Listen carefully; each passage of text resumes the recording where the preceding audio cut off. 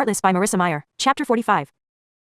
The walls of the well were dripping with treacle and Kath's heels kept sticking to the steps. The air carried that same sickly sweet aroma. Normally Catherine would have been dreaming of treacle biscuits and treacle nut cakes, but the smell was so encompassing it turned even her stomach with its syrupy thickness. She imagined it filling her lungs, drowning her. After such a journey as they'd been on that night, she couldn't guess what would greet them at the bottom of the well. A treacle fountain, a sailboat made from her old boot, a fox, an owl, and a raccoon inviting them to tea. She was not expecting to reach the bottom of the well and find herself in a circular room with a black and white checkered floor and a small glass table at its center. The room was expansive and tidy and familiar. Catherine turned in a full circle. They were in the crossroads, the thoroughfare of hearts, and they were surrounded by doors. Nothing but doors everywhere she turned. Her palms started to sweat, her pulse roaring in her ears. She paced the room's edges. Sure, there must be a mistake. There must be something she wasn't understanding. Through one enormous keyhole she could see the beaches at Rock Turtle Cove. Through a tinted peekaboo window she recognized Main Street, the cobbler's storefront now abandoned. One heart-shaped door, she knew, would lead to the drawbridge of Hardcastle. Her heart sank. This isn't chess quite the riddle, isn't it? Said Hada, leaning against the rail at the bottom of the stairs, one leg crossed in front of the other. Choose a door, any door. They all lead to some horrible fate. Then they drop you down into a room full of doors. His voice was humorless. Kath spun on him. They dropped us back into hearts. I thought you were taking us to chess, he smiled at her,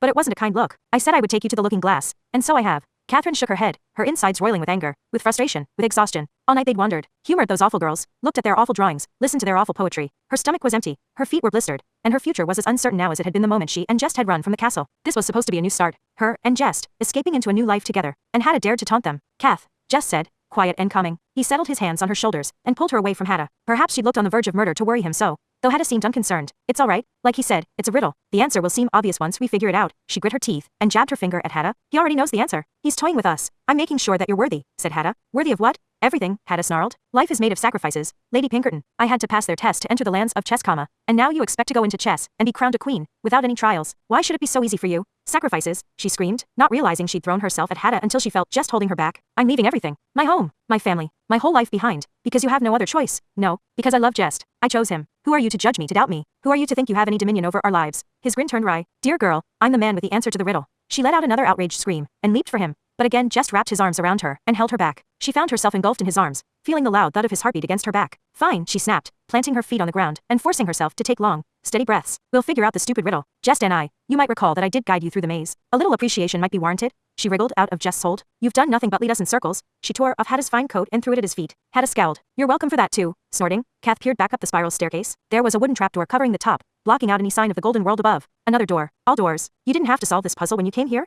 She asked Jest. He shook his head. We met the sisters and traveled the maze, and at the end of it, or the beginning, whichever it may be, was a looking glass, like the one in Hada's shop. We went through it and we're here in the crossroads in hearts. There was no riddle, and no warning about doors. Sometimes they make it easy, when they want you to succeed, Hada sighed. And sometimes they don't want you to leave. The sisters are not selfless creatures. Kath clenched her jaw and scanned the room again. Raven had taken up a spot on the round table at the room's center, like a regal display piece. The table was made of solid glass, even the legs, so it seemed as if the bird were standing on air. Beside him was a crystal bottle, and a silver hand mirror. Kath hadn't noticed either of them before. She stepped forward and picked up the bottle. Tied to its neck was a paper tag scrawled with large letters. Drink me. What about this one? Jest asked. He was on his knees, peering into a long black tunnel made of dirt. It looks like a mole tunnel. That doesn't count as a door, does it? I'm not sure, said Kath, holding up the bottle to show him. But I suspect the answer has something to do with this. Hada said nothing. Kath knew that, no matter how Hada felt about her, he cared a great deal for Jest. She hoped that if they were on the brink of making a bad decision, he would stop them. For now though, she did her best to pretend he wasn't there. She uncorked the bottle and sniffed it. It isn't treacle, she said, sniffing again. There were hints of cherry and custard, pineapple and turkey, toffee and hot buttered toast. Shrinking elixir. I'm sure of it. Jest came to her side and read the tag. I've heard of it, he said.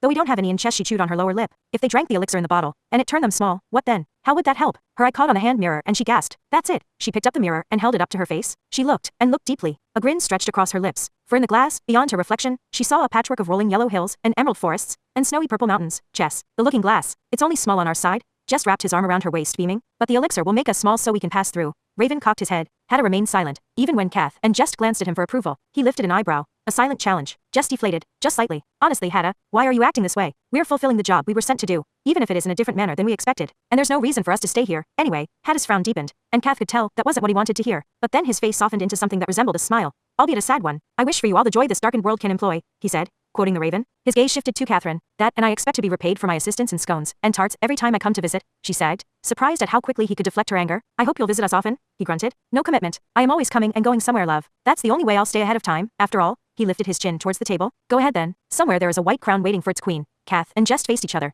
holding the bottle between them. His eyes were glowing. Her nerves were vibrating. They'd made it. The looking glass, chess, a future together. Don't drink it all now, Hada reminded them as Kath lifted the bottle to her lips. Raven and I will be following shortly after. Our fates were little better than yours, if you recall. Murderer, martyr, monarch, mad. Kath nodded and had just tipped the bottle against her lips when she heard a scream. She froze and lowered the bottle. Hada grimaced, but he looked like he'd been expecting this. The scream, Kath was certain, had come from the door behind him. An ominous wrought iron gate. Heavy fog was creeping through the bars, entwining around Hada's feet. What was that? She asked, taking a hesitant step towards him. Hada shook his head. He didn't turn around. Didn't look. That, he said, his voice dripping with ire, is your reason to stay. Kath handed the bottle to Jest and approached the door, but Hada moved himself in front of her. Don't, Lady Pinkerton. Jest said you had no reason to stay. But he was wrong. There is always a reason to stay. Always a reason to go back. It's best not even to look, not even to guess. Turn around, drink the elixir, go through the looking glass, and never look back. She tried to peer around him, but Hada grabbed her elbow, halting her. But, that scream, it sounded familiar. I remember the drawings. They will be your fate if you pass through this door. Murderer, martyr, monarch, mad. Remember? Hada did look on the verge of madness, his violet eyes shining with intensity. She pressed her lips together. The scream echoed over and over in her skull. I'm not going to go through, she said. I just want to look.